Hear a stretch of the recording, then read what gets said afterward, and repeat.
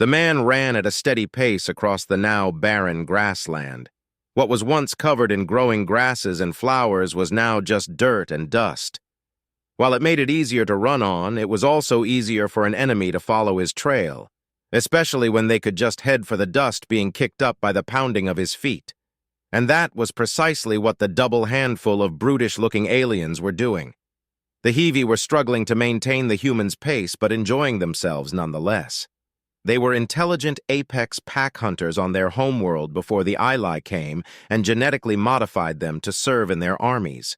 They were bipedal creatures with features like a Terran hyena.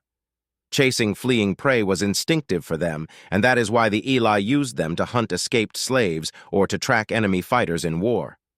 The subjugation of this world had left few chances to hunt a wild human, so they holstered their weapons and hunted in the old ways. It was just a matter of time until the human exhausted itself and they could catch him. And so they let the human run, arms pumping and focused on the ground ahead with only an occasional glance behind him.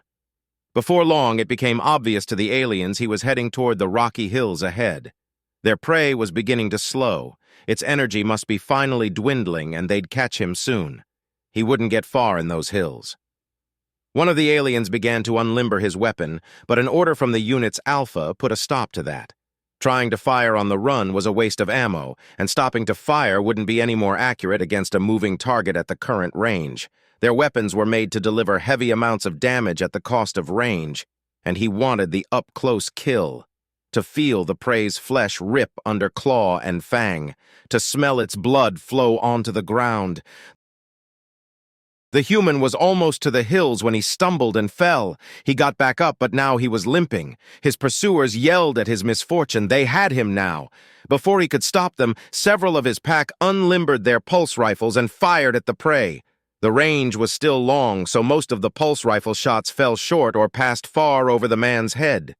But right as he reached a large pile of rocks, a scream and a fall signaled a hit.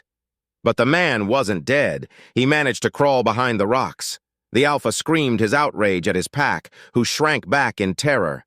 What's done is done, and it was time to end the hunt. Signaling to its men, the Alpha slowed and motioned for its men to spread out and approach the rocks. The Alpha listened intently but heard no movement from the other side. It cautiously approached the pile and began to move around the side, examining the large pool of blood soaking into the ground. He breathed in the scent of blood. It caused a heady feeling to wash over him. He could smell the human sweat and hear its heartbeat. With a toothy grin, he stepped around the rock to face the prey and enjoy its fear before killing it. As the Alpha moved around the corner of the rock pile, it saw the human's legs. It gave a feral grin as it finally got to look upon its mortally wounded prey. But instead of a dying human, the Alpha found the barrel of a shotgun pointed at its head. The Alpha barely had time to recognize the danger before the blast hit it square in the face, turning it into a mass of bloody meat. At the sound of the shotgun blast, a cacophony of deafening weapons fire erupted from the hillside ahead.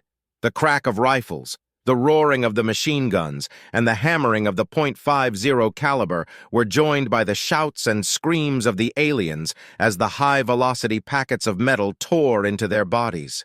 Their light armor was unable to offer much protection at this range, and in a matter of moments, it was all over.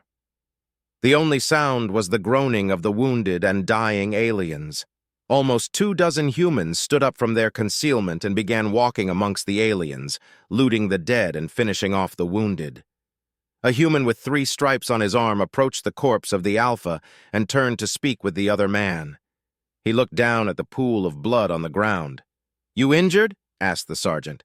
"Nah, Daniel," picking up the empty bag that had previously contained some of his blood drawn before the mission. "Just a little theater for our friends here," Sepel Max Allen replied. "But someone else can be the bait next time," he added as he exchanged his running shoes for combat boots. The sergeant, Daniel Reyes, laughed. "That's what happens when you are the best distance runner we have." Max returned the compliment with the one-finger salute that just made Sergeant Reyes laugh that much harder. "Let's finish stripping the bodies and get out of here before any of their buddies show up in assault craft," Sergeant Reyes yelled to his men. CPL Allen collected his gear that was hidden behind the rock pile and began collecting enemy gear. Weapons, ammo, and any useful gear were collected and examined before packing them up for transport. The humans dragged the alien bodies under an overhang and kicked some dirt on them, just enough to hide them from an aerial search. They loaded their gear and alien equipment onto the motley assortment of military and civilian vehicles hidden in a ravine on the other side of the hills. Dirt bikes, four-wheelers, 4x4s, and a Humvee were hidden on the other side of the hill. Splitting up to confuse any pursuit, they headed to their base in the nearby mountains.